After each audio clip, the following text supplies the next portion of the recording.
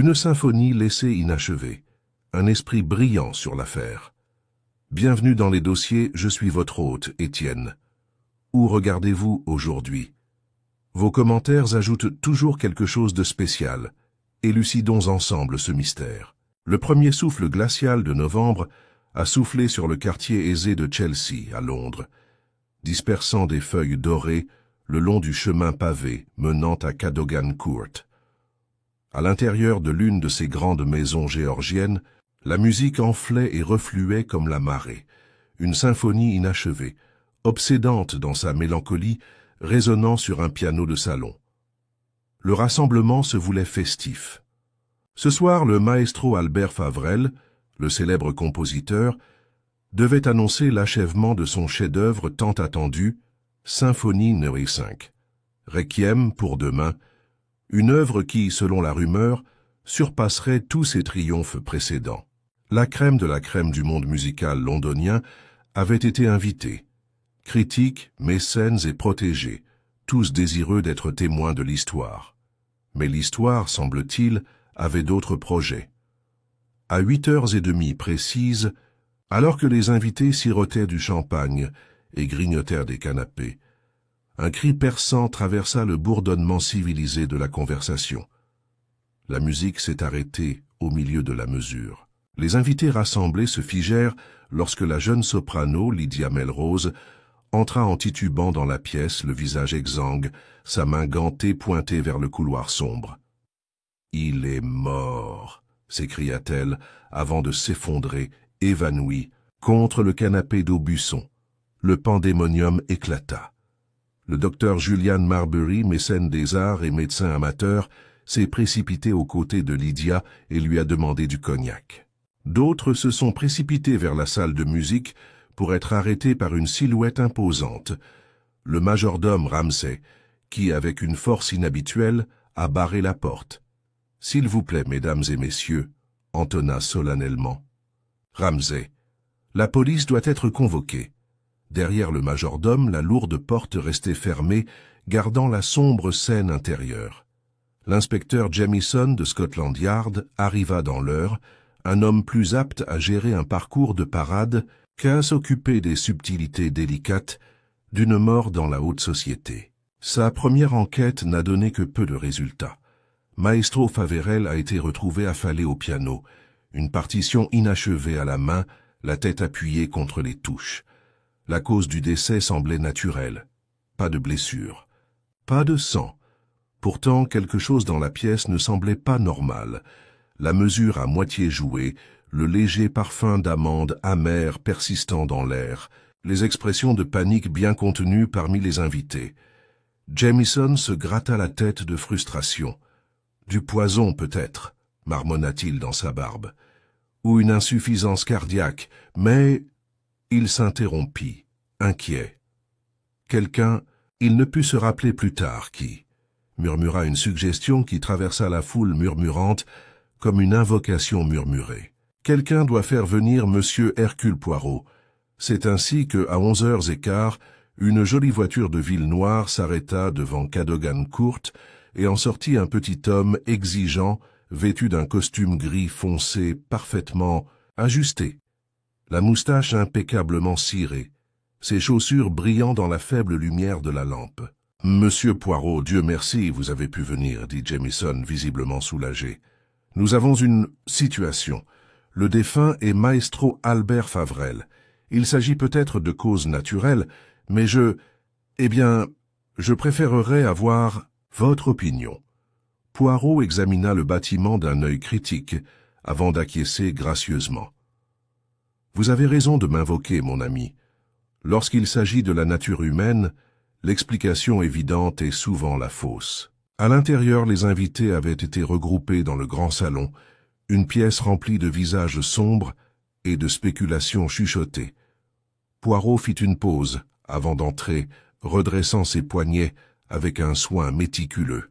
« Il n'y a rien de plus révélateur, inspecteur, dit-il, que le visage d'une personne qui se croit invisible. » Poirot entra dans la pièce et la conversation cessa, comme si un conducteur avait laissé tomber sa matraque. Ses yeux bougeaient rapidement. précisément captant chaque détail. Le regard nerveux échangé entre les protégés du compositeur, Peter Sedgwick et Amelia Braithwaite. La posture rigide et défensive de la veuve, Madame Élise Favrel, l'éclat fragile du rire de Lydia Melrose, alors qu'elle sirotait son cognac avec les doigts tremblants. Poirot inclina poliment la tête. « Mesdames, messieurs, dit-il d'une voix légère mais ferme, je suis Hercule Poirot. Je regrette les circonstances qui nous réunissent. Je n'aurai besoin que de peu de votre temps ce soir. Pour l'instant, seulement votre patience et votre honnêteté. » Son regard les parcourut, calme mais pénétrant. Car la vérité, voyez-vous, se révèle toujours si l'on sait regarder. Dans la salle de musique faiblement éclairée, Poirot s'approcha du corps d'Albert Favrel. Il s'agenouilla, fronçant légèrement les sourcils, en observant l'expression du maestro, presque paisible, mais avec un léger pli entre les sourcils. Une dernière note d'inquiétude. Il examina la partition encore serrée dans la main du mort. Une symphonie, oui, mais ici, une mesure incomplète. La mélodie s'est arrêtée au milieu d'une phrase. Poirot pencha la tête, réfléchissant. Un esprit musical interrompu par la mort ou quelque chose de plus délibéré. Poirot renifla, délicatement l'air. Amande. Cyanure? Un homme ne compose pas, réfléchit-il à voix haute. En mourant. Non. Il meurt en essayant de communiquer. Il se leva, époussetant la poussière invisible de ses genoux. Et c'est à nous, mes amis, de découvrir quel message il a tenté de laisser derrière lui.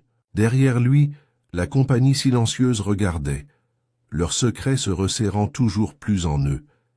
Et Poirot sourit, un sourire aussi vif et froid qu'un scalpel, alors qu'il se préparait à commencer sa délicate opération sur le corps, vivant de leurs mensonges. Poirot se tenait dans le grand salon, le poids de l'attente lourd dans l'air épais parfumé de lilas fanés et de fumée de tabac. Il ajusta ses poignets une fois de plus, un geste apparemment inutile qui masquait son examen minutieux des occupants de la pièce. L'inspecteur Jamison, qui se tenait à côté de Poirot, s'éclaircit la gorge maladroitement. « J'ai pris la liberté de demander aux invités de rester jusqu'à ce que vous ayez l'occasion de leur parler, monsieur Poirot. »« Très bien, » murmura Poirot. « Un crime, si tel est un crime, commis au sein d'une si petite entreprise, doit se révéler. Avec un peu d'incitation prudente, hein ?» Jamison hocha la tête, même s'il semblait dubitatif. Poirot frappa doucement dans ses mains, attirant l'attention. « Mesdames et messieurs, » commença-t-il, « permettez-moi de vous introduire un petit exercice de logique. Je veux simplement entendre chacun de vous, vos déplacements de ce soir, vos relations avec M. Favrel, et tout ce que vous avez observé et que vous considérez, comment dirons-nous, curieux. » Il y avait un déplacement collectif des corps, le froissement de la soie et le bruissement des plastrons amidonnés. La politesse dictait la coopération. La peur imprégnait chaque regard. Poirot eut un sourire rassurant. Devant-nous procéder de manière ordonnée, comme il sied à une telle occasion? Docteur Marbury, vous commencerez peut-être. Le docteur Julian Marbury, un homme corpulent aux cheveux clairsemés et aux lunettes perchées de manière précaire, sur l'arête de son nez s'éclaircit la gorge. « Je suis un ami de la famille », dit-il en tirant nerveusement sur la chaîne de sa montre. « Je connais Albert depuis plus de 20 ans. Je suis arrivé ce soir vers 7 heures. J'ai principalement conversé avec Madame Favrel et la jeune Miss Braithwaite. Je n'ai rien entendu d'inhabituel jusqu'à l'agitation. » Poirot inclina la tête. « Merci, docteur. Vous n'êtes pas allé au salon de musique avant le drame? »« Non, non, pas du tout. Je suis resté ici dans le salon. » Poirot a pris une petite note presque imperceptible dans son journal de poche. Ensuite, Madame Élise Favrel, gracieuse, posée et vêtue de soie de deuil violet foncé, alors que la mort de son mari datait d'à peine 1 heure, parla, d'une voix cassante comme du verre filé. « Mon mari, Albert, était un génie, » dit-elle, ses lèvres tremblantes, même si ses yeux restaient secs. « Je suis sa veuve. J'étais dans la véranda du jardin au moment de son décès, seul. Je m'asseyais souvent là quand la conversation devenait trop forte. Poirot s'inclina légèrement. « Vous êtes très courageuse, madame. Ce n'est pas facile de parler sitôt après une telle perte. » La main de madame Favrel se posa sur sa gorge, dans un geste qui semblait moitié naturel, moitié répété. Poirot tourna son regard vers Peter Sedgwick, un jeune homme mince, avec des yeux intenses et maussades, et une énergie nerveuse à peine contenue sous la surface. « J'étais l'assistant de Maestro Faverel, » dit sèchement Sedgwick. « J'ai aidé à transcrire et à organiser ses compositions. Ce soir, je l'ai aidé à rédiger la partition du spectacle. »« Tu étais avec lui dans la salle de musique ?» demanda doucement Poirot. « Pendant un certain temps, oui. Il m'a renvoyé peu après 8 heures pour m'occuper des invités. Et après ça, je suis retourné au salon. Je ne suis pas rentré dans la salle de musique. » Poirot hocha de nouveau la tête, ses yeux ne quittant jamais le corps tendu du jeune homme. Amelia Braithwaite parla ensuite, une femme élancée, d'une vingtaine d'années, aux cheveux dorés épinglés dans un style naïf. Sa voix était calme mais ferme. « J'ai étudié pendant 3 ans avec Maestro Faverel, dit-elle. Il était mon mentor, mon patron. Je suis arrivé avec Lydia Melrose peu avant 7 heures. Nous nous sommes mêlés dans le salon. J'ai vu Maestro vivant pour la dernière fois lorsqu'il nous a salués brièvement après le dîner. » Poirot pencha la tête. « Et vous, mademoiselle? Avez-vous remarqué quelque chose de curieux ?» Amélia hésita. Ses yeux se tournèrent brièvement vers madame Favrel avant de se ressaisir. Seulement ce maestro semblait distrait, troublé, peut-être. Il n'était pas lui-même. Poirot classa soigneusement l'observation. Finalement, Lydia Melrose, la soprano qui avait donné l'alarme la première, se redressa tenant un mouchoir en dentelle. « Je suis allé chercher Maestro Faverel, » dit-elle, la voix légèrement brisée. Il était temps pour lui de s'adresser aux invités. J'ai frappé. Il n'y a pas eu de réponse. La porte était entr'ouverte. Je l'ai trouvé au piano. Je pensais qu'il s'était simplement endormi, jusqu'à ce que je voie sa main. Elle enfouit son visage dans le mouchoir en sanglotant doucement. Poirot s'autorisa un silence respectueux avant de parler. « Encore un détail, s'il vous plaît, Miss Melrose. Lorsque vous êtes entrée dans la salle de musique, y avait-il quelqu'un d'autre à proximité ?» Lydia secoua violemment la tête. « Non, seulement Maestro, seulement lui. » Poirot se tapota pensivement le menton. « Et le majordome, Ramsay, il a demandé. » Le stoïque majordome s'avança, son maintien inébranlable. « J'ai servi le dîner à 7 heures précises, monsieur, » dit-il. Ensuite, j'ai veillé à ce que les invités prennent un verre. Je suis passé plusieurs fois devant la salle de musique pour vaquer à mes occupations, mais je n'y suis pas entré, et je n'ai vu personne entrer après que Maestro Faverel soit entré seul. Très bien. Poirot resta silencieux pendant un moment, inspectant à nouveau la pièce. Chaque visage était composé, mais chaque visage contenait en lui la tension d'un terrible secret. Il en était certain. Il parla enfin, sa voix traversant la tension comme un scalpel. Une chose est claire, Maestro Faverel n'est pas simplement mort. Il a été réduit au silence. Et mes amis, le silence est venu de l'intérieur de cette pièce, de l'un d'entre vous. Une vague d'horreur traversa les invités. Poirot joignit les mains derrière le dos. Nous ne procéderons pas par la force, non, mais par la méthode. L'ordre et la méthode sont les clés de tous les mystères. Je vous demanderai de rester à la cour de Cadogan jusqu'à ce que l'affaire soit résolue. Il jeta un coup d'œil vers l'horloge de la cheminée, dont les aiguilles dorées battaient avec une précision implacable.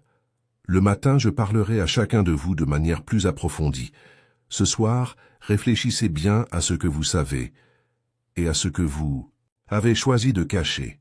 Poirot tourna les talons, faisant signe à l'inspecteur Jamison de le suivre. Derrière lui, le grand salon éclata dans un bourdonnement sourd de spéculations chuchotées et d'effroi grandissant. Le jeu avait commencé. Le lendemain matin, le temps était gris et apathique. la lumière du soleil se débattant à travers une brume qui s'accrochait à Cadogan Court comme un linceul de deuil. À l'intérieur de la grande maison de ville, l'atmosphère n'était pas moins pesante. Les plateaux du petit déjeuner restaient intacts, et les invités se déplaçaient comme des fantômes inquiets, piégés par le fait de savoir que la mort et la suspicion étaient parmi eux. Poirot, toujours impeccable, prenait son petit déjeuner avec calme et délibération dans la petite salle du matin, un pot de chocolat en argent à ses côtés. L'inspecteur Jamieson, les yeux larmoyants et anxieux, attendait près de la porte comme un homme convoqué dans le bureau du directeur. « Viens, mon ami », dit enfin Poirot en s'essuyant la bouche avec une serviette en lin. « Nous allons commencer. C'est au petit matin que la mémoire est la plus vive et la conscience la plus agitée. » Il se leva, lissant les plis de son costume, et ensemble ils se dirigèrent vers la bibliothèque, que Poirot s'était appropriée comme salle d'entretien. Haut de plafond et bordé de sombres volumes reliés en cuir, il semblait être un endroit approprié pour découvrir des vérités. Poirot s'installa dans un fauteuil à oreilles près de la cheminée. Il fit signe à Jameson de garder le silence, un simple observateur, et ordonna à Ramsay d'envoyer les invités un par un. La première à apparaître fut Lydia Melrose. Elle entra avec hésitation, ses traits habituellement vifs tirés et pincés. À la lumière du jour, les ridules autour de sa bouche étaient plus apparentes, et ses yeux brillaient comme ceux d'un animal acculé. Poirot se leva courtoisement, lui offrant un siège en face de lui. « Miss Melrose », commença-t-il sur un ton d'autorité douce, « s'il vous plaît, soyez à l'aise. Nous parlons simplement comme deux amis cherchant à se comprendre. » Elle serra fermement ses mains gantées sur ses genoux. « Vous avez trouvé le corps, » dit doucement Poirot. « Répétez-moi, mais cette fois lentement, chaque pas que vous avez fait, chaque image et chaque son dont vous vous souvenez. » Lydia hocha la tête, déglutissant difficilement. « J'étais dans le salon avec les autres. Madame Favrel a dit qu'il était temps qu'Albert s'adresse aux invités pour parler de la symphonie. Personne ne s'est porté volontaire pour le chercher, alors j'ai proposé. » Poirot inclina la tête d'un air encourageant. J'ai parcouru le couloir en direction de la salle de musique. La porte, elle était entr'ouverte. J'ai cru entendre de la musique. Quelques notes, pas plus. J'ai poussé la porte et je l'ai vu au piano. J'ai appelé, mais il n'a pas répondu. Sa voix vacilla. Au début, je pensais qu'il s'était endormi. Il le faisait souvent à cause de son travail. Mais quand je me suis approché, j'ai vu à quel point il était immobile. Son visage, c'était faux d'une manière ou d'une autre. J'ai crié. Elle frémit. Poirot la regarda fixement. « L'odeur des amandes, tu l'as remarqué ?» Elle cligna des yeux. « Non, je ne pense pas, j'avais trop peur. » Poirot fit une petite note. « Encore une question, mademoiselle. À votre avis, maestro Faverel, était-il content ces derniers jours ?» Une expression étrange passa sur le visage de Lydia. De la pitié peut-être, ou du regret. Il était soumis à une pression énorme. Les délais, les critiques, les sponsors. Il a parlé une ou deux fois de son intention de s'éloigner, de tout. Le regard de Poirot se fit plus aiguisé. « S'éloigner où ? Je ne sais pas. » Elle a tordu ses gants. Je pense qu'il était juste fatigué, épuisé. Poirot hocha gravement la tête. « Merci, mademoiselle. Vous avez été très utile. Pour l'instant, c'est tout. » Lydia se leva avec un mouvement semblable à une révérence et s'enfuit presque de la pièce. Poirot resta immobile un long moment, le bout des doigts pressés l'un contre l'autre. « Elle cache quelque chose, » dit-il doucement. Jamieson se pencha. « En avant. »« Tu penses qu'elle ment ?»« Je ne mens pas, » a déclaré Poirot. « Simplement, éditer la vérité. » Il sonna la petite cloche pour la prochaine interview. Peter Sedgwick entra ensuite, ses pas nets, son expression tendue par le contrôle. Il portait le même costume sombre que la veille au soir, même s'il portait maintenant le léger froissement d'une nuit blanche. « Bonjour, monsieur Sedgwick, » dit doucement Poirot. « S'il vous plaît, asseyez-vous. » Peter était assis, le dos rigide. « Vous étiez l'assistant de Maestro Faverel, non? Demanda Poirot. Oui. Je m'occupais de tâches administratives, copier des partitions, organiser des rendez-vous, faire des courses. De temps en temps, il me permettait de proposer des suggestions sur l'orchestration. Il y avait une lueur de ressentiment sous la façade calme du jeune homme. Et vos devoirs hier? J'ai aidé à préparer la partition du spectacle. Maestro Faverel était particulier.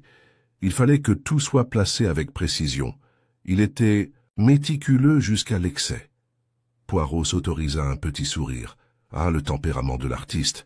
La bouche de Peter se tordit. Certains diraient que c'est de la tyrannie. Poirot croisa les doigts. Dites-moi, monsieur, quelle a été votre dernière interaction avec le maestro avant sa mort? Les yeux de Peter se plissèrent légèrement, comme s'il calculait. Il m'a renvoyé, m'a dit de rejoindre les invités. Et tu as obéi, bien sûr? Poirot observa le scintillement de quelque chose. Était-ce de la culpabilité? Irritation. C'est ce qui passa sur le visage du jeune homme. Une petite question, dit Poirot sur le ton de la conversation. La partition dans la main de Maestro, inachevée, n'est-ce pas? L'avez-vous vu avant sa mort? Pierre hésita. Non. Cela a dû être quelque chose qu'il a écrit après que je l'ai quitté. Poirot pencha la tête. Et a-t-il dit quelque chose? D'inhabituel, faites une remarque avant de vous renvoyer. Peter secoua la tête. Non. Rien. Mais Poirot n'était pas convaincu. Le malaise du jeune homme était palpable, ses réponses trop pesées. Il a pris une autre note. « Merci, monsieur, je suis sûr que nous nous reparlerons. » Peter se leva, le visage tendu, et sortit sans un regard en arrière. Jamieson expira lourdement. « Celui-là cache certainement quelque chose, » marmonna-t-il. Poirot sourit légèrement. « Tout le monde ici cache quelque chose, mon ami. La question est de savoir si ce qu'il cache relève du meurtre ou simplement des tristes et petites vanités de la nature humaine. » Il fit signe au prochain invité. Amelia Braithwaite entra, une figure de grâce composée dans une robe de jour gris tourterelle. Ses mains étaient fermes, sa voix calme. « Miss Braithwaite, » dit chaleureusement Poirot. « Votre association avec le maestro était-elle purement professionnelle ?» Elle hésita. « C'était mon mentor, dit-elle enfin. Rien de plus. » Poirot remarqua la formulation soignée. « Et hier soir? Je suis arrivé avec Lydia Melrose. Nous sommes mêlés. J'ai observé Maestro parler brièvement avec plusieurs invités. Il semblait distant. » Elle baissa brièvement les yeux. Y avait-il des tensions entre le maestro et toute personne présente? Le front d'Amélia se plissa. Il y avait toujours des tensions en ce qui concerne Albert. Il exigeait la perfection. Il n'inspirait pas toujours de l'affection. Poirot sourit. « La perfection, mademoiselle, est un lourd fardeau à attendre et à supporter. » Les lèvres d'Amélia se resserrèrent. « Vous devez comprendre, monsieur Poirot. Le génie est souvent cruel. » Les yeux de Poirot brillèrent. « Ah, mais la cruauté engendre le ressentiment. Et le ressentiment, il pousse comme une mauvaise herbe dans le jardin du cœur. » Il fit une pause. « Une dernière question. Connaissez-vous des déceptions récentes subies par Maestro Faverel? » Elle hésita. Il a été question d'un sponsor qui retirait son financement, un bailleur de fonds majeur. Maestro n'en a jamais parlé ouvertement, mais il y avait des rumeurs. L'intérêt de Poirot s'est accru. « Merci, mademoiselle, vous avez été des plus utiles. » Alors qu'Amélia partait, Poirot se laissa tomber dans son fauteuil, perdu dans ses pensées. Mécontentement, pression financière, loyauté effilochée, un terrain fertile en effet pour les germes du meurtre. Il se leva et fit les 100 pas. Devant l'âtre, « Il y a plus dans cette symphonie inachevée que les notes sur une page, Jamieson, » murmura-t-il. Jamieson fronça les sourcils. « Et maintenant ?» Poirot sourit. « Maintenant, mon ami, observons. Nous observons. Car ce n'est pas dans les réponses que la culpabilité se révèle, mais dans les silences qui les séparent. » Il se tourna vers la fenêtre, regardant la brume rouler sur Cadogan Court, et attendit le prochain coup du jeu complexe auquel il avait commencé à jouer. L'inspecteur Jamieson, enhardi par les entretiens de la matinée, se pencha par-dessus la table de la bibliothèque, tapant du doigt son cahier. « Eh bien, cela me semble clair, a-t-il déclaré. Sedgwick, c'est notre homme. » Poirot, assis avec une élégance féline dans le fauteuil, haussa simplement un sourcil. Jamieson continua, impatient. Opportunité, ressentiment, motivation financière. Il a reconnu lui-même que Maestro Faverel l'avait maltraité. Et vous avez vu à quel point il était tendu lors de son interrogatoire. Poirot entrelaça ses doigts. « Mon ami, dit-il doucement, il ne faut pas confondre malaise et culpabilité. Beaucoup d'hommes tremblent à l'idée d'une accusation, même s'ils sont innocents. Mais qui d'autre a eu l'opportunité? Jamieson a protesté. Sedgwick est entré et sorti de cette salle de musique toute la soirée. Peut-être qu'il a glissé quelque chose dans le verre du maestro ou... Poirot leva la main, le faisant taire. Il n'y a aucune trace d'une boisson, aucun verre trouvé près du corps. Et le poison, s'il s'agissait d'un poison, a dû être administré rapidement et subtilement. Non, non, la hâte est l'ennemi de la vérité. Néanmoins, Jamieson, animé du désir de prendre une décision, convoqua Peter Sedgwick au salon. Le jeune homme entra avec méfiance, sentant le changement d'atmosphère. « Monsieur Sedgwick, » commença Jamieson d'une voix dure, « vous aviez un accès privé au maestro. Vous aviez un motif, ressentiment, ambition, et vous aviez une opportunité. » Peter se raidit. « M'accusez-vous de meurtre? Répondez à la question. » Aboya Jamieson. Poirot, depuis son coin, observait silencieusement, ses yeux perçants ne manquant de rien, l'éclat de colère, le serrage de la mâchoire, la façon dont la main de Peter effleurait instinctivement la poche de son manteau. « Non, » dit finalement Peter, « je n'avais aucune raison de faire du mal à Maestro Faverel. Oui, il était difficile. Oui, j'aurais parfois souhaité qu'il reconnaisse mon travail, mais je ne lui ferai jamais de mal. » Jamieson croisa les bras. « Et pourtant, dit-il, avec satisfaction, on vous a vu quitter la salle de musique quelques minutes seulement, avant que Lydia Melrose ne retrouve le corps. Je suis parti quand Maestro Faverel me l'a dit. » Pierre a pleuré. Il était vivant à ce moment-là, je le jure. Jamieson se tourna triomphalement vers Poirot, espérant du soutien. Mais Poirot resta impassible. « Dites-moi, monsieur Sedgwick, » dit-il doucement, « avez-vous traité les papiers du maestro hier soir, les partitions ?» Pierre hésita. « Oui, brièvement, je les arrangeais. Et avez-vous remarqué quelque chose d'inhabituel, quelque chose qui semblait déplacé ?» Peter secoua la tête. « Non, tout était exactement comme il se doit. » Les yeux de Poirot brillèrent. « Ah, mais c'est là le problème, mon ami. Dans une maison où le désordre est interdit, la moindre incohérence devient un cri. » Peter le regarda. Perplexe, Jamieson fronça les sourcils. « Ça suffit d'énigmes, Poirot. Nous en avons assez pour le retenir. » Poirot se leva gracieusement, lissant sa veste. « Vous pouvez le retenir si vous le souhaitez, inspecteur.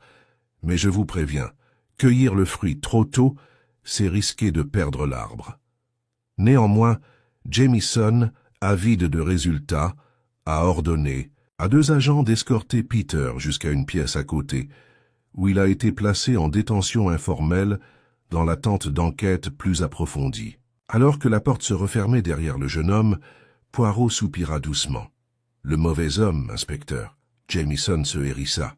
« Et comment le sais-tu » Poirot sourit. « Parce que, mon cher, il est trop simple. Il tremble devant l'accusation, il se défend avec passion, mais il ne montre aucune crainte d'être découvert. C'est le coupable qui prépare soigneusement son alibi, qui surveille les ombres pour voir s'il y a un mouvement. » Jamieson ouvrit la bouche pour protester, mais Poirot s'était déjà détourné. « Il y a un autre joueur sur cette scène, » murmura Poirot, « celui qui connaît très bien l'art de la tromperie. » Le reste de la journée se passa lentement. Poirot faisant des observations silencieuses, presque invisibles. Il regardait Madame Faverel qui se déplaçait dans la maison, acceptant les condoléances avec une froide politesse. Il observa la conversation privée d'Amelia Braithwaite avec Lydia Melrose dans une alcôve ombragée, leur voix basse et pressante. Il remarqua Ramsay, le majordome, polissant l'argenterie avec une minutie qui trahissait une agitation réprimée, au lit. Crépuscule, alors que Poirot était assis seul dans la petite salle de musique, étudiant la partition inachevée laissée dans la main sans vie de Maestro Faverel, Ramsay entra tranquillement. « Pardonnez-moi, monsieur, » dit le majordome, « mais j'ai pensé que vous voudriez peut-être savoir. Il y a une lettre. » Poirot se tourna. « Une lettre ? » ?»« Oui, monsieur, adressée à Miss Melrose. Il a été trouvé parmi les effets personnels du maestro. J'ai pris la liberté de vous l'apporter. » Il tendit à Poirot une épaisse enveloppe crème non scellée. Poirot le retourna soigneusement. L'écriture était indubitable, forte, élaborée, le style distinctif de Faverel. Il retira la feuille à l'intérieur et lut rapidement, les sourcils levés. Puis il sourit, un petit sourire dangereux. « Mon Dieu !» murmura-t-il. Maintenant, l'image devient plus nette. Ce soir-là, sous le grand lustre de cristal du salon, Poirot réunit à nouveau les invités. Ils arrivèrent un à un.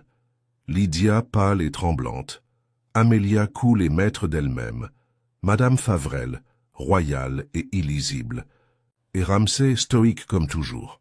Peter Sedgwick, bien que techniquement toujours détenu, a été autorisé à être présent sous la surveillance de la police.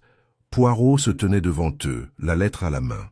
« Mesdames et messieurs, » commença-t-il, « je vous ai demandé de partager avec vous une petite découverte. Une lettre écrite par Maestro Faverel quelques heures seulement avant sa mort. » Une ondulation parcourut la pièce. Cette lettre, adressée à Miss Lydia Melrose, parle de deux choses. Premièrement, l'achèvement de la symphonie inachevée, et deuxièmement, un nouveau voyage, personnel et professionnel, que Maestro Faverel avait l'intention d'entreprendre. Il se tourna vers Lydia. Maestro Faverel avait décidé de se retirer de la vie publique et de voyager en Italie. Il comptait emmener avec lui un compagnon. Lydia haleta de manière audible. Poirot hocha doucement la tête. « Oui, mademoiselle, il a parlé de vous. » Un silence stupéfait s'abattit sur la pièce. Le regard de Poirot balaya les visages assemblés. Nous le voyons donc. Le maestro avait pris une décision qui allait changer sa vie et celle des autres. Ses protégés, ses assistants et même sa femme. Chacun avait une raison de craindre ou de ressentir ce changement. Il rangea la lettre. Et là où les motivations abondent, les opportunités doivent être examinées avec le plus grand soin. Poirot laissa le silence s'étendre, observant les subtils changements d'expression, les bouches serrées, les clignements des yeux. Enfin, il sourit. « Demain, mes amis, nous entrerons dans le vif du sujet. Demain, le meurtrier n'aura plus nul. Par où se cacher ?» Il tourna brusquement les talons et laissa derrière lui la compagnie stupéfaite, les échos de ses paroles persistant comme l'accord final non résolu d'une symphonie tragique.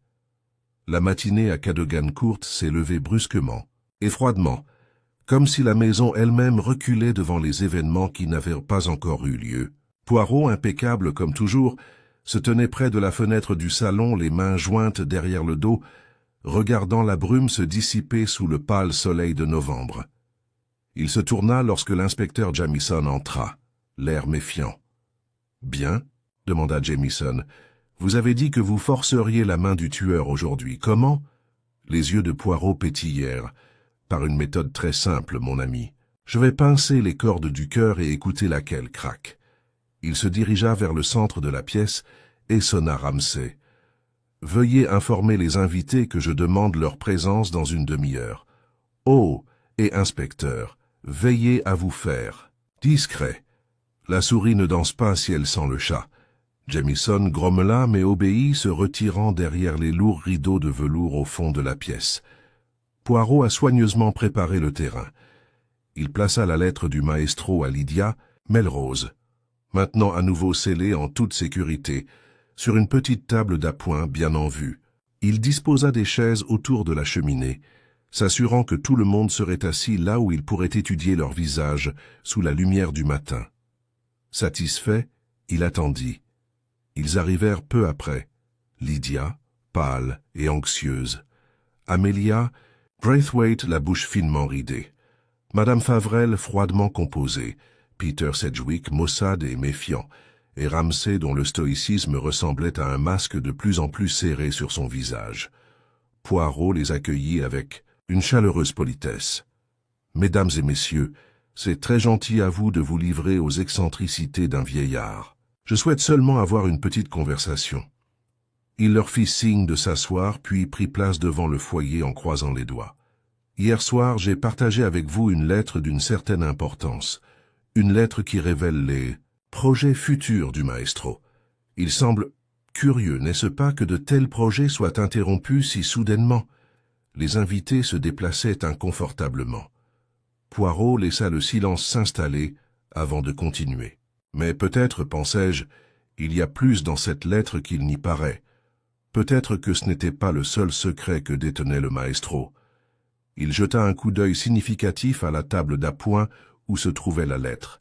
Et donc, je l'ai placée ici, sans surveillance, disponible. Une tentation irrésistible pour quiconque craignait son contenu. Il y eut une inspiration collective.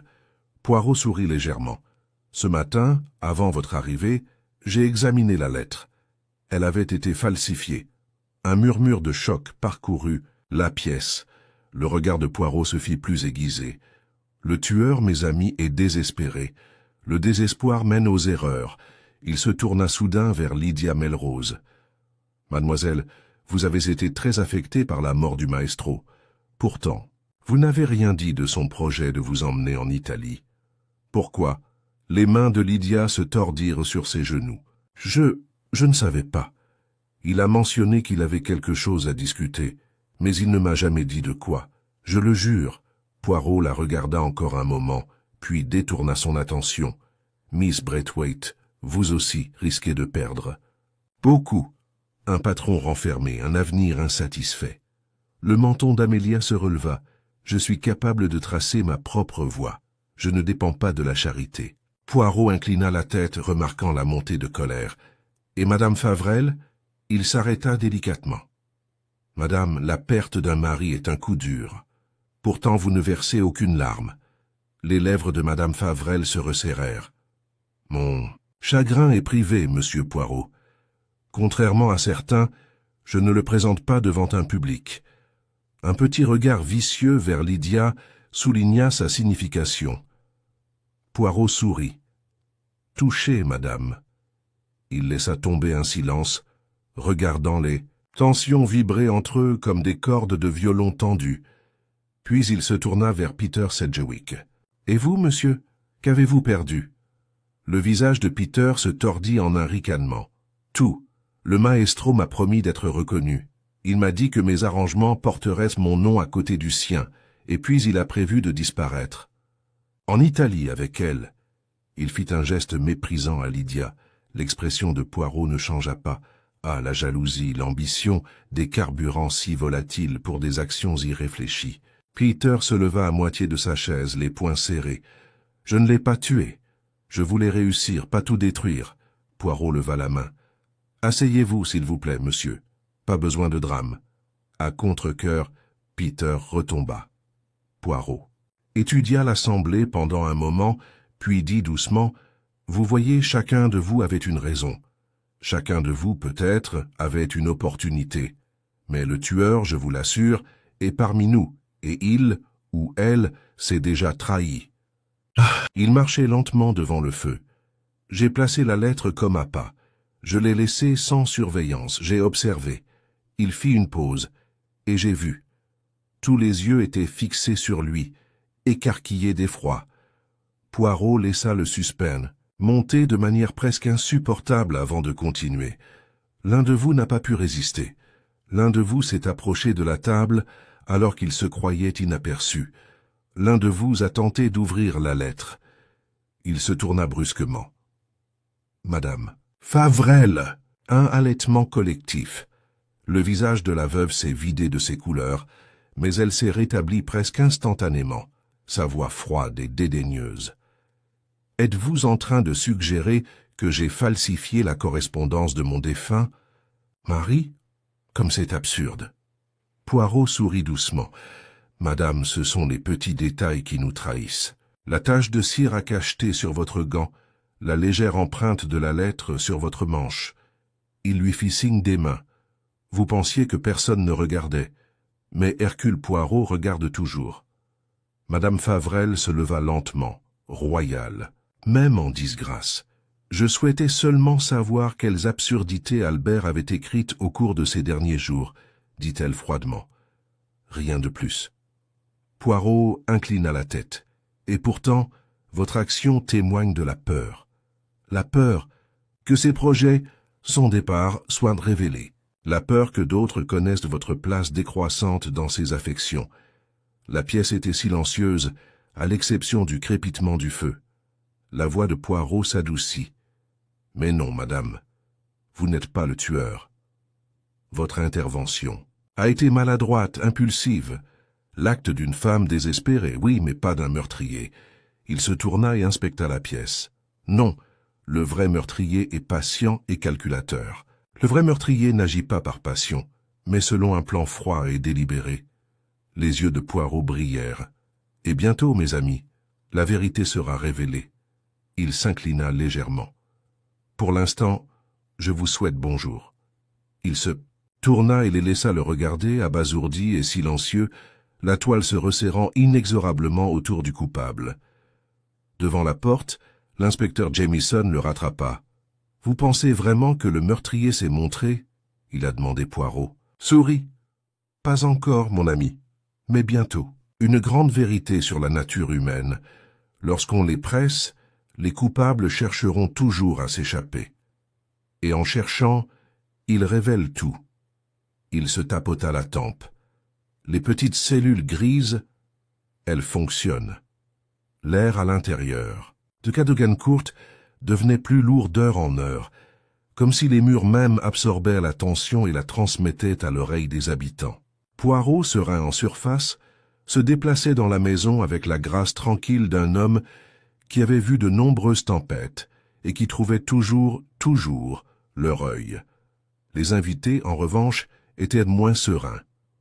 Peter Sedgwick se cachait dans les coins sombres, lançant un regard renfrogné à quiconque s'approchait.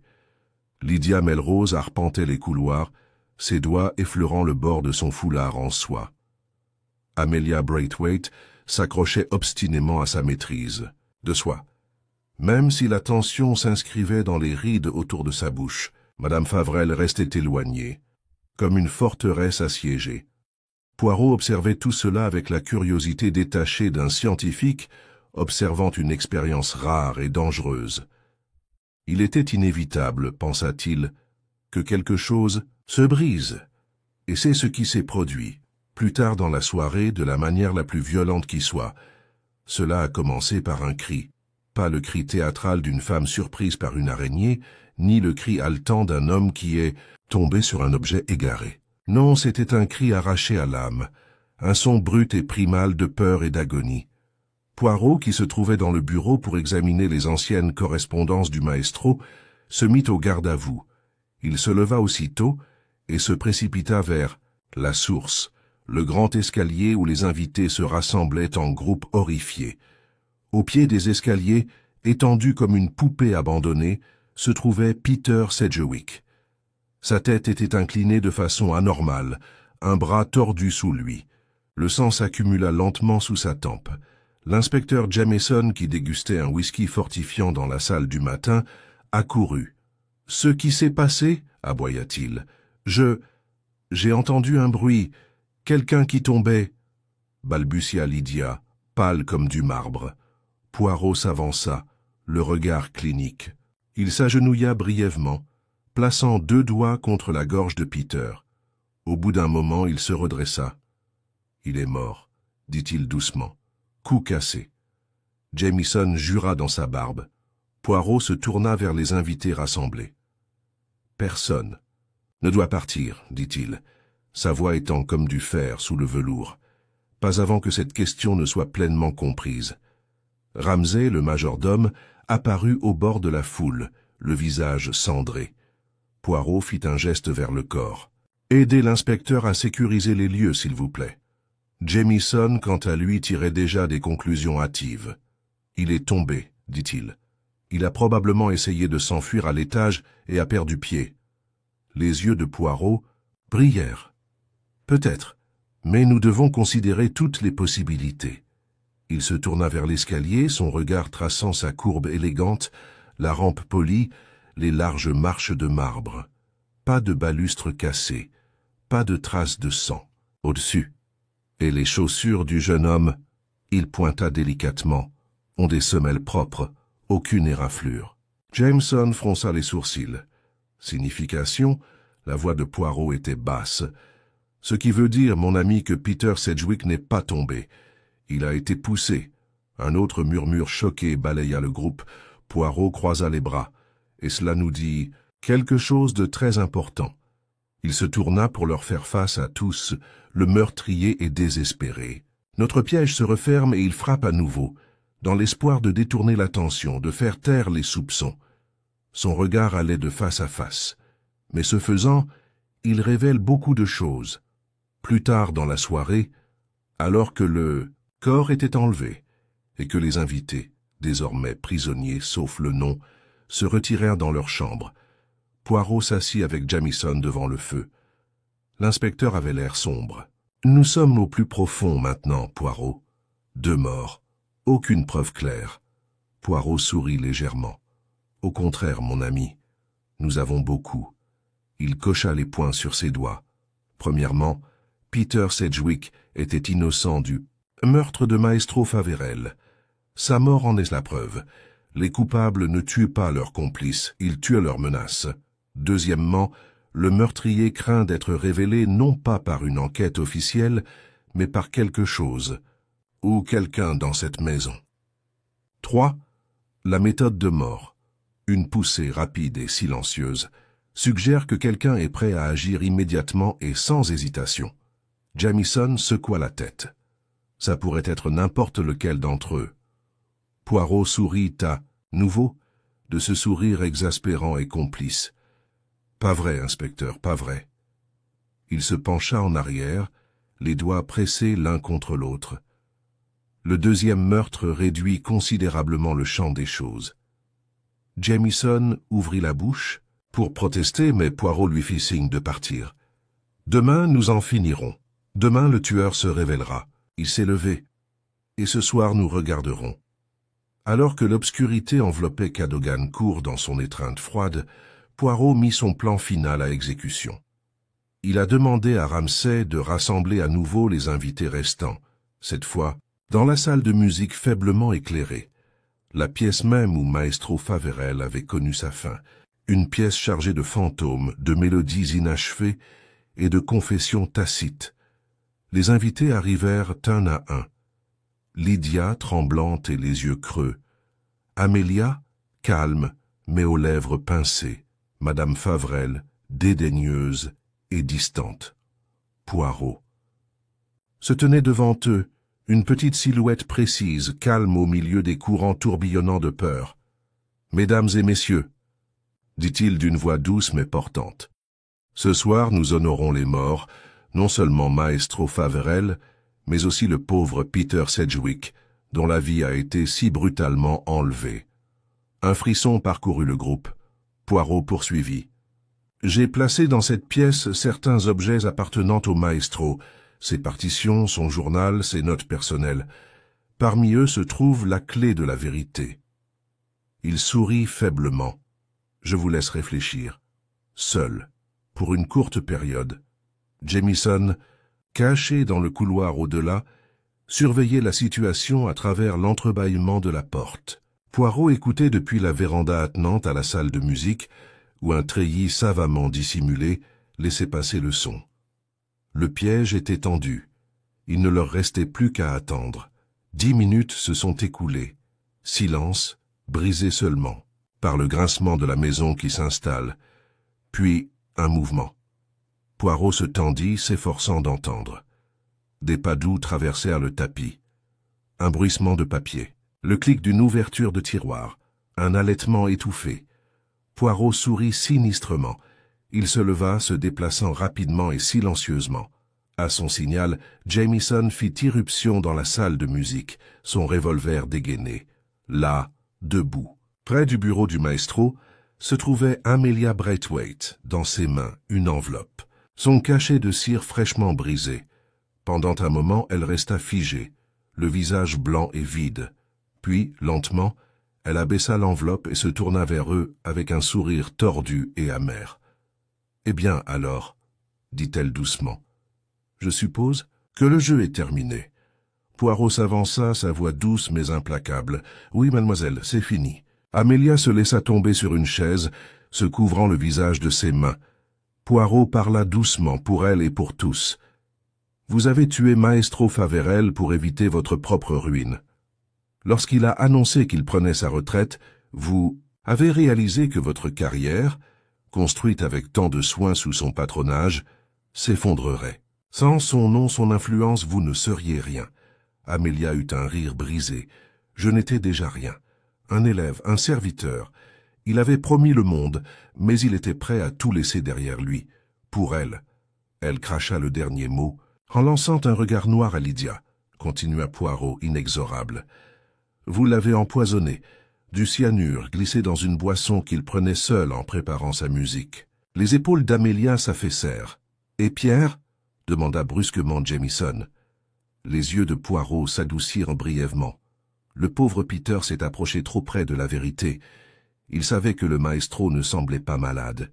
Il a vu quelque chose, un verre manquant, une odeur dans la pièce, et il l'a confronté. Alors elle l'a fait taire.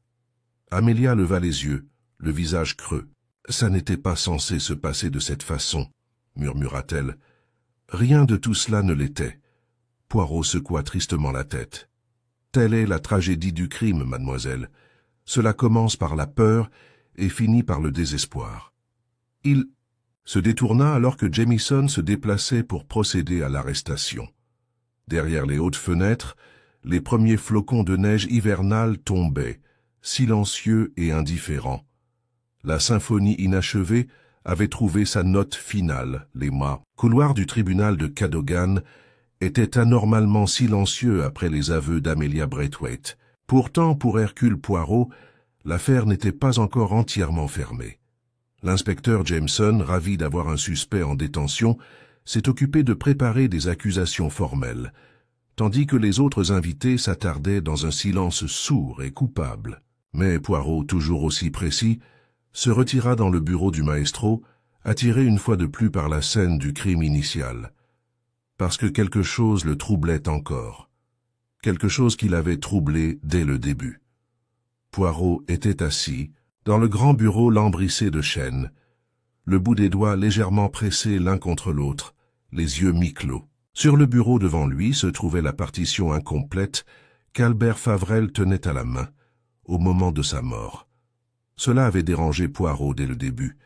Un maître compositeur laissant une mesure inachevée, la main gelée à mi-course, la plume tombant négligemment sur les portées.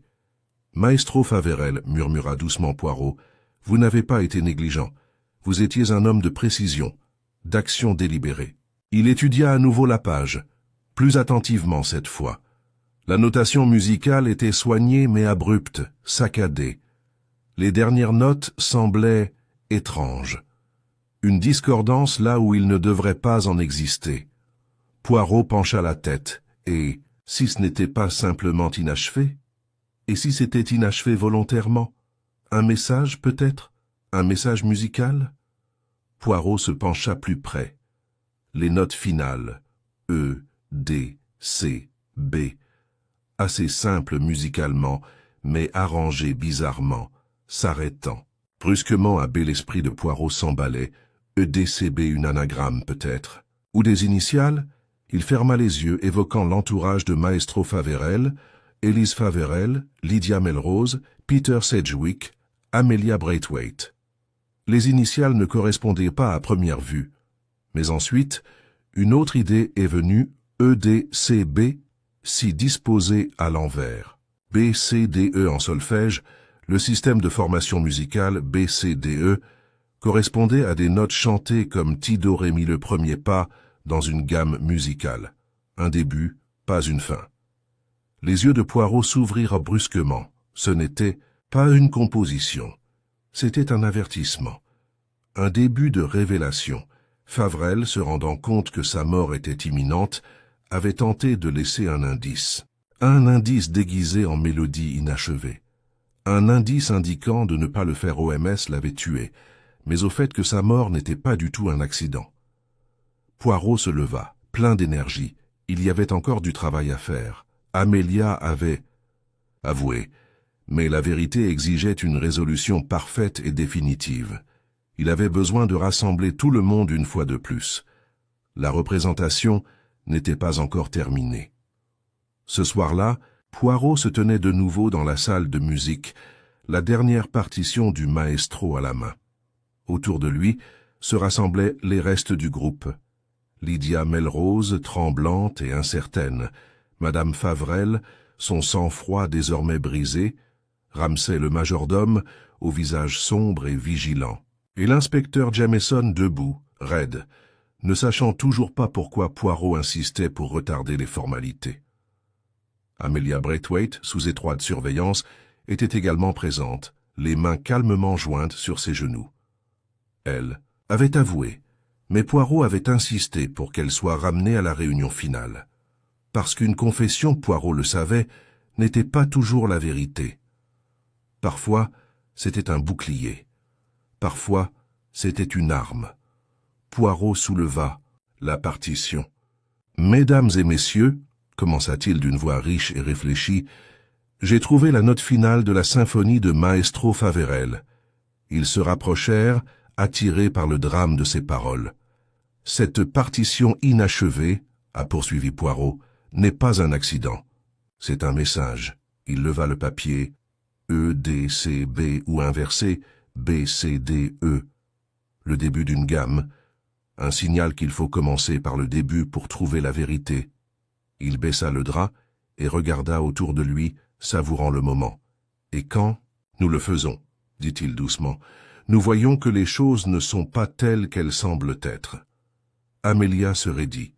Poirot poursuivit. « Mademoiselle Braithwaite, vous avez avoué le meurtre. Vous avez admis avoir empoisonné Maestro Faverel. Et pourtant il n'y avait aucun poison dans son verre, aucun résidu détecté. Un halètement de Jameson.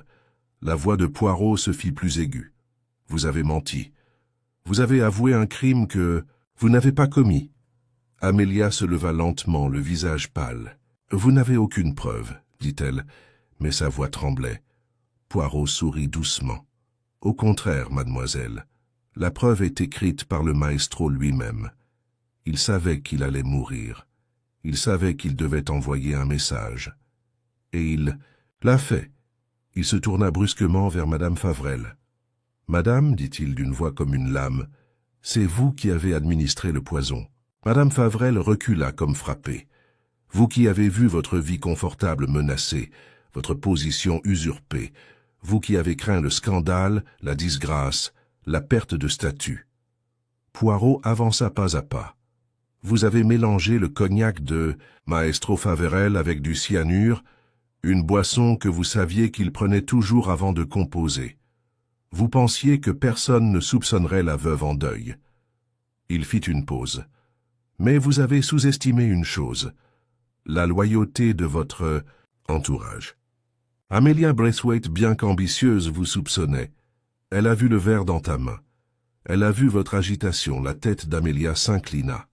Et ainsi, poursuivit Poirot, Amelia a commis l'erreur fatale de tenter de protéger la réputation du maestro, et peut-être ses propres perspectives d'avenir, en endossant la responsabilité. » Il se tourna vers Madame Favrel. « Mais la musique, madame, la musique vous a trahi. » La pièce était complètement silencieuse. Madame Favrel resta immobile un long et terrible moment. Puis, avec un lent soupir las, elle parla. « Il allait me quitter, a-t-elle déclaré, pour une vie d'obscurité, sans rien. Après tout, je m'étais sacrifié pour lui. Sa voix était amère, creuse. Je ne pouvais pas le supporter. Je ne serais pas humilié. » Poirot inclina gravement la tête. « Et donc tu as choisi le meurtre. » Elle ferma les yeux. « Oui. Jamieson s'avança, sortant les menottes avec une sombre satisfaction. Madame Favrel leva les mains sans résistance. Alors qu'elle était emmenée, Poirot se tourna vers Amelia. « Vous voyez, mademoiselle, l'aveu est une arme dangereuse. » Andy. « L'utilisant pour protéger les autres, vous avez failli vous détruire vous-même. » Amelia ne dit rien, se contentant de couvrir son visage de mains tremblantes. Poirot rassembla la dernière partition du maestro, la tenant avec une tendresse surprenante. Et ainsi, dit-il doucement, la symphonie inachevée est terminée, non pas avec une note, mais avec la vérité. Il se tourna vers le piano à queue, touchant légèrement sa surface polie du bout des doigts. La justice, mes amis, dit-il, est comme la musique. Il faut la jouer avec précision, sinon elle ne devient qu'un simple bruit.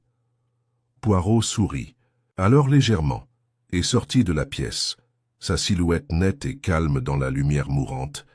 Derrière lui, la grande maison de Cadogan Court, autrefois remplie d'ambition, de trahison et de secrets, était livrée à son silence et à ses fantômes.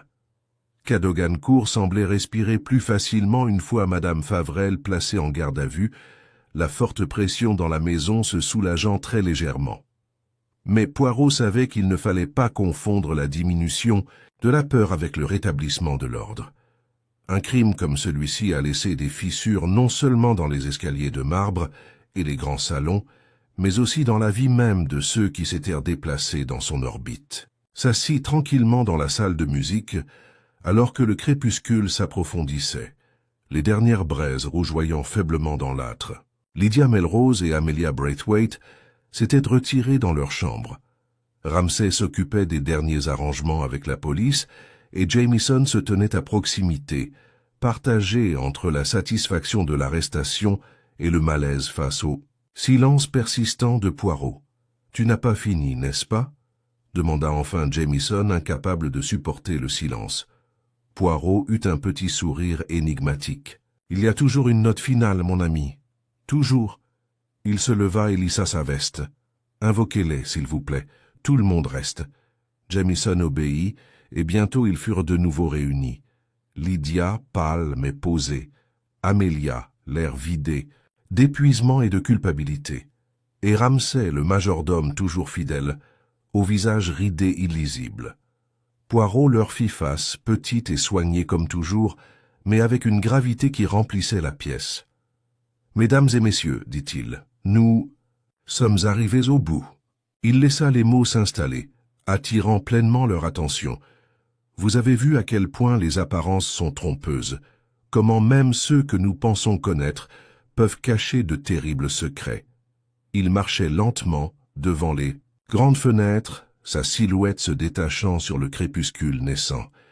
J'ai expliqué le dernier message du maestro, la musique inachevée, la tentative désespérée de communiquer. Je vous ai montré comment Madame Favrel, craignant la perte de son statut et de sa sécurité, a choisi de mettre fin à la vie de son mari plutôt que d'affronter l'obscurité. Il s'arrêta devant Lydia. Mais il y a d'autres vérités auxquelles nous devons faire face. Lydia tressaillit. La voix de Poirot était douce. Votre relation avec Maestro Faverel, mademoiselle, ce n'était pas ce que les autres pensaient. Elle leva la tête d'un air de défi, mais les larmes lui montèrent aux yeux. Non, ce n'était pas le cas. Elle déglutit. Il a été gentil avec moi. Il a encouragé ma carrière.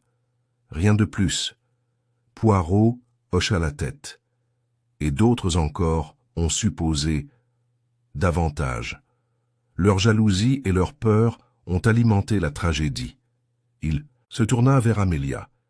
Et vous, mademoiselle, vous avez assumé une culpabilité qui n'était pas la vôtre, par loyauté mal placée, peut-être, ou par culpabilité pour vos propres ambitions.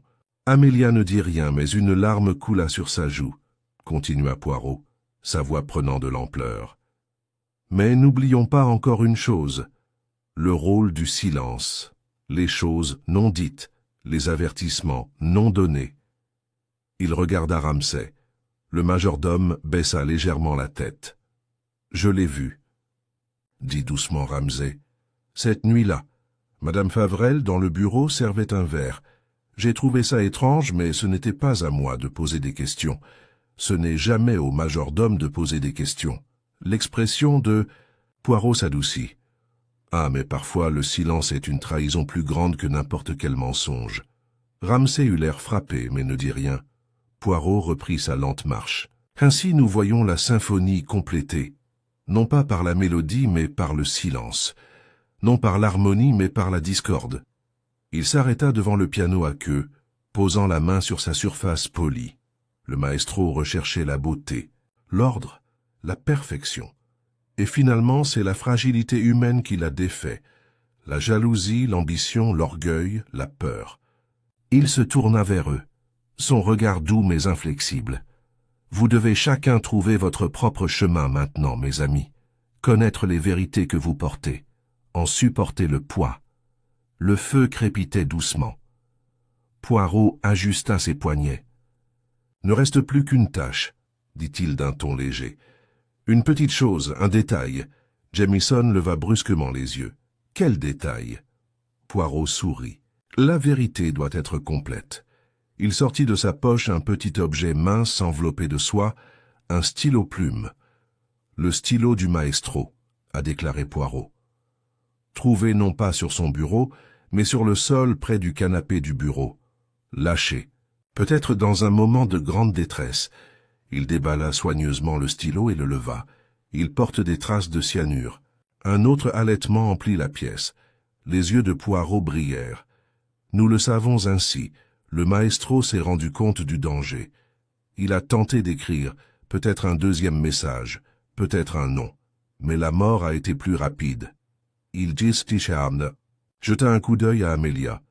C'est aussi pour cela que vos aveux sonnaient faux. Le maestro avait déjà vu la mort approcher. Il enveloppa à nouveau le stylo et le rangea. Une symétrie tragique, n'est-ce pas? L'outil même qu'il a utilisé pour créer la beauté est devenu le témoin de son meurtre. Alors que les invités se dispersaient tranquillement, Poirot s'attarda dans la salle de musique de nouveau seul. L'inspecteur Jamieson s'est approché. « Eh bien, Poirot, dit-il, c'est fini. » Poirot sourit faiblement. « Oui, mon ami, c'est fini. » Jamieson hésita. « Tu n'as pas l'air content. » Poirot pencha la tête, réfléchissant. « Ce n'est jamais un plaisir d'arrêter un meurtrier, a-t-il déclaré. C'est seulement nécessaire. » Il regarda par la fenêtre, là où les premières étoiles piquaient. Le ciel hivernal. La nature humaine, inspecteur, est comme la musique, capable du sublime et du monstrueux, capable de symphonies envolées et de tragédies discordantes. Jamieson grogna. « Tu es trop philosophe pour moi, Poirot. » Poirot rit. « Peut-être. » Il rassembla ses affaires avec un soin minutieux. « Mais c'est la philosophie, mon ami, qui nous le rappelle. Aucune note n'existe seule. Chaque action, chaque omission fait écho. Et parfois, ça se termine dans le silence. » Il ramassa la dernière partition du maestro et la plia soigneusement. Un silence que nous ne devons jamais oublier. Poirot s'inclina légèrement et sans un autre mot, il quitta Cadogan Court derrière lui, sa silhouette s'effaçant dans la nuit d'hiver comme un diminuendo final. Derrière lui, la maison restait immobile, lourde de souvenirs et de regrets, les échos de sa symphonie inachevée persistant dans l'air. Le lendemain matin, l'aube était claire et nette, le ciel hivernal d'un bleu pâle et serein. Mais à l'intérieur de Cadogan Court, une tempête grandissante attendait. Hercule Poirot, après avoir terminé ses préparatifs discrets, envoya des invitations formelles aux invités restants. Ils devaient se retrouver à 11 heures dans le grand salon. Une réunion finale où, promit Poirot, tout serait expliqué. La tension était vive alors que l'horloge sonnait l'heure fixée. Lydia Melrose, Amelia Braithwaite, Ramsay et l'inspecteur Jamieson entrèrent, chacun portant le poids d'heures d'insomnie. Madame Favrel, aujourd'hui en détention, n'était représentée que par son absence, rappelant que la justice, une fois qu'elle bouge, laisse un vide là où il y avait autrefois des certitudes. Poirot les attendait, sa petite silhouette impeccable, dans un costume gris foncé. un mouchoir blanc soigneusement plié dans sa poche de poitrine, ses chaussures en cuir verni brillant comme des miroirs. Sa simple présence semblait imposer de l'ordre dans les émotions chaotiques qui tourbillonnaient dans la pièce. Il attendit que tout le monde soit assis avant de commencer. « Mesdames et messieurs, dit-il d'une voix douce et résonnante, nous sommes réunis ici non seulement pour raconter ce qui s'est passé, mais pour le comprendre, pour voir clairement le réseau de motivation et de tromperies qui ont abouti à la tragédie. » Il fit une pause, permettant à son regard de se poser brièvement sur chacun d'eux. « Vous savez déjà que Madame Favrel a commis un meurtre en administrant du poison à la boisson de son mari, dans une tentative désespérée de maintenir sa position, sa fierté, son mode de vie. » Il croisa soigneusement les mains devant lui. « Mais pour bien comprendre le crime, nous devons examiner chaque fil, chaque action, chaque silence, chaque erreur. » Il se tourna d'abord vers Lydia. « Mademoiselle Melrose, on a présumé, à tort, que vous et le maestro étiez engagés dans une liaison amoureuse. Cette idée fausse, bien que fausse, a semé des graines de jalousie et de ressentiment chez les autres, en particulier chez Madame Favrel. » Lydia rougit et baissa les yeux. « Poirot est parti, mademoiselle Braithwaite, dit-il doucement. Vous n'étiez pas aveugle à ces tensions. Vous avez soupçonné très tôt que quelque chose n'allait pas, que la décision du maestro de prendre sa retraite et de modifier le chemin de ceux qui dépendent de lui entraînerait un danger. » Les lèvres d'Amelia se sont serrées, mais elle n'a rien dit. « Vous avez commis la grave erreur, mademoiselle, de croire qu'en vous avouant vous pouviez contrôler le chaos, qu'en acceptant le blâme, vous pourriez épargner aux autres, et peut-être à vous-même, les pires conséquences. » Il secoua lentement la tête.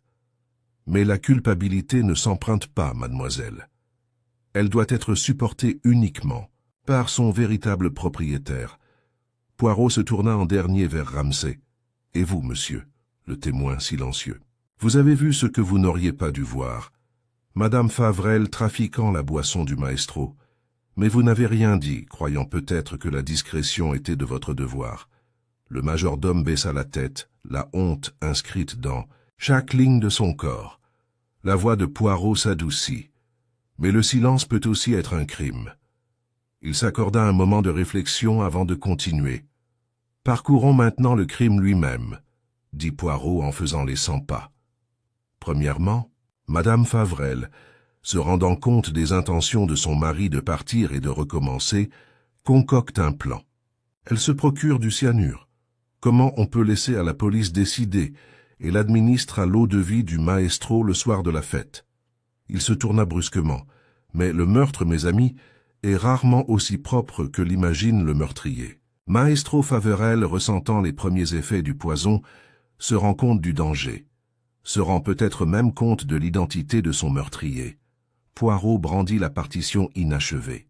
Dans une dernière tentative désespérée de laisser un indice, il écrit un message déguisé en musique, une mélodie inachevée qui indique le début d'une découverte, la nécessité de recommencer et de regarder sous la surface. Il tapota doucement la page. EDCB. Pas des notes aléatoires, mais un message codé indiquant que quelque chose n'allait pas. Un appel à l'attention pour tous ceux qui voulaient bien écouter. La voix de Poirot se fit plus ferme. Mais hélas, peu ont écouté. Il se tourna vers les invités. Mademoiselle Melrose a trouvé le corps et a donné l'alarme. Le docteur Marbury a confirmé le décès, mais n'a pas réussi à reconnaître sa cause non naturelle. L'inspecteur Jameson, confronté à une scène dépourvue de violence évidente, a supposé une insuffisance cardiaque. Jameson bougea inconfortablement mais ne dit rien. Poirot sourit légèrement. Et pourtant il y avait des signes. L'odeur des amandes amères, une caractéristique du cyanure. La paix surnaturelle de l'expression. Du maestro forcé, pas naturel. Il a poursuivi. La première tentative de soupçonner Peter Sedgwick était logique mais erronée. Son ressentiment et ses opportunités ont fait de lui une cible facile, mais sa mort a prouvé son innocence. La voix de Poirot baissa. Car ce n'était pas un accident, sa chute. C'était un meurtre. Il en avait trop vu. Il avait trop compris. Poirot regarda chacun d'eux. Amelia Braithwaite a avoué protéger les autres. Ramsay est resté silencieux, par loyauté déplacée. Lydia. Melrose a souffert sous le fardeau des soupçons. Toutes ses actions, tous ses silences entrelacés dans une symphonie de tragédie.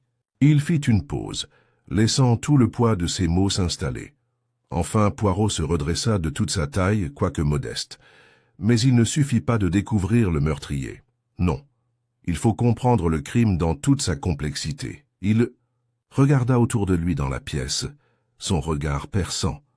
Les êtres humains, mes amis, ne sont pas aussi simples qu'une gamme musicale. Ils sont pleins de contradictions, de notes concurrentes qui tantôt s'harmonisent, tantôt s'affrontent. Il prit le stylo du maestro, celui-là même qui portait des traces de cyanure, et le tint entre deux doigts.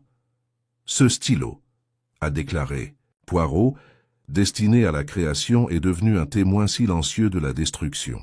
Il le replaça soigneusement sur le bureau.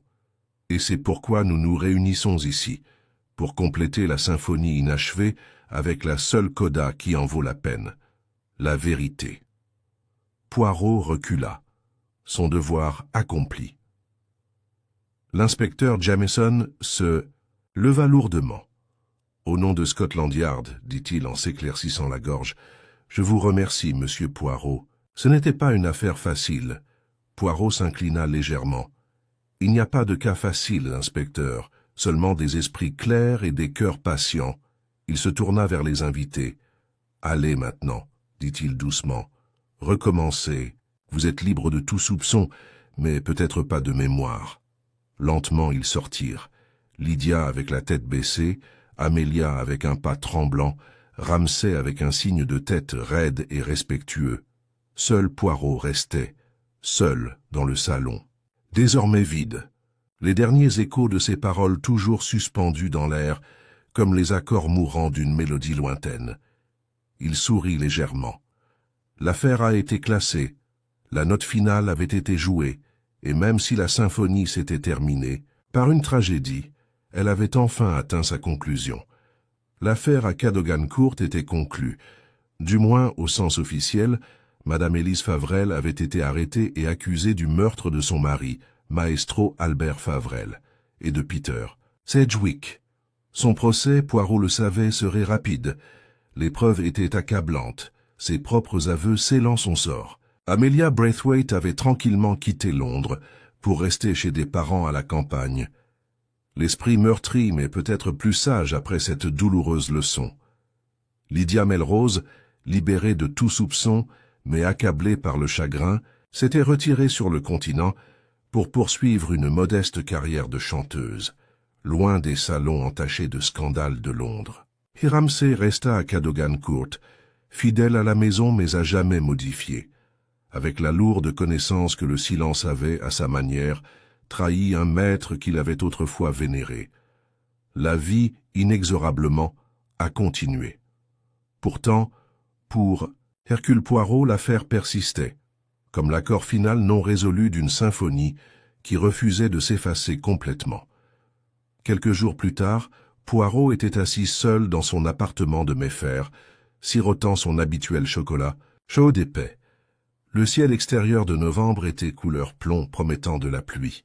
Le foyer crépitait chaleureusement, projetant une douce lumière sur la pièce immaculée. Il était assis dans son fauteuil préféré, les dossiers soigneusement empilés à côté de lui, la partition inachevée du maestro reposant au sommet de la pile comme un mémorial. Il regarda longuement les notes, E, D, C, B, des marques si simples, un sens si profond. Pour n'importe quel autre homme, cela aurait pu être une erreur, le dernier gribouillage d'un artiste mourant trop tôt. Mais chez Poirot, petite cellule grise, entraînée à voir un sens dans les plus petites choses, cela avait été un cri pour la justice. Il sourit faiblement. « Monsieur Favrel, murmura-t-il à voix haute, vous avez composé votre dernier chef-d'œuvre après tout.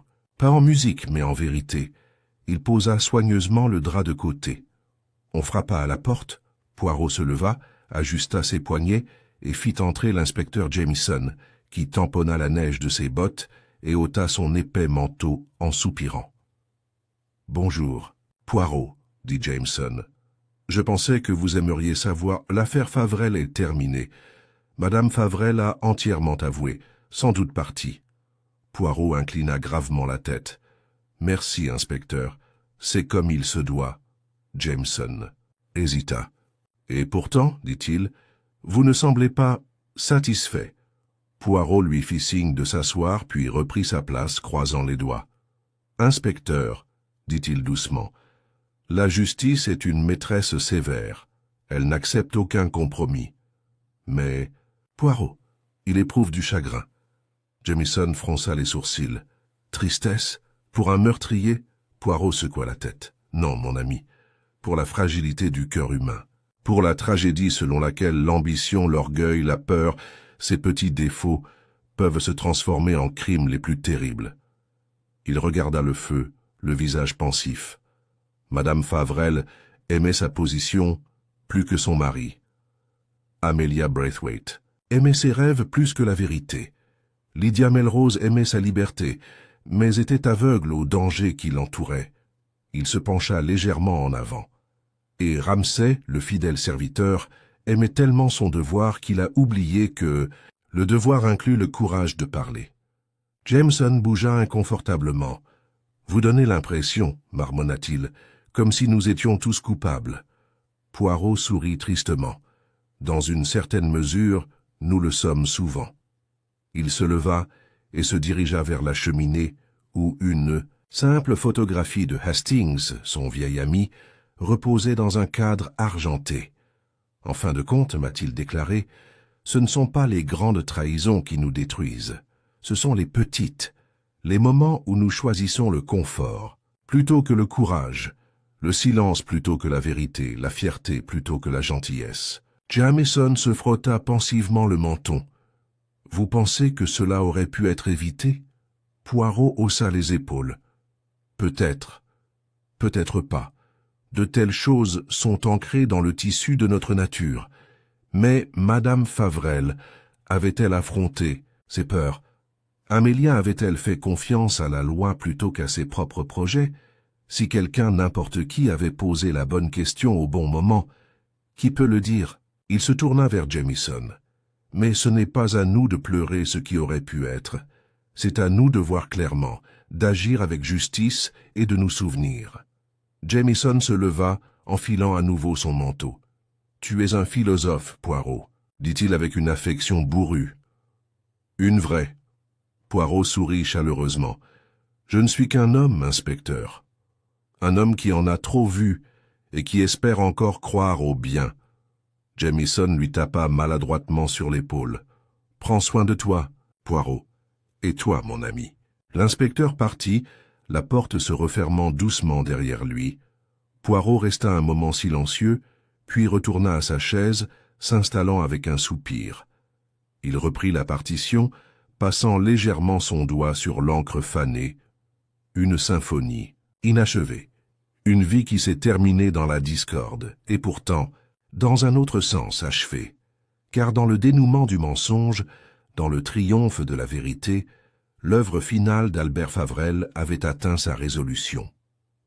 Poirot plia soigneusement le papier, le plaça dans une enveloppe et la scella soigneusement. Il décida de l'envoyer au Conservatoire de Paris, où il pourrait être conservé non pas comme un trésor musical, mais comme un monument à la complexité de la nature humaine. Il se pencha en arrière, ferma les yeux et laissa le feu crépitant et le léger bourdonnement de la ville l'envahir. Dans son esprit, il entendait la symphonie, recommençant depuis le début, chaque note s'élevant, s'efforçant, atteignant. Non pas pour la perfection, mais pour le sens. Et cette fois, pensa-t-il, cela pourrait peut-être se terminer en paix. Ainsi, Hercule Poirot se reposa, content que la dernière note ait été jouée, la dernière vérité prononcée. L'affaire de la symphonie inachevée était close.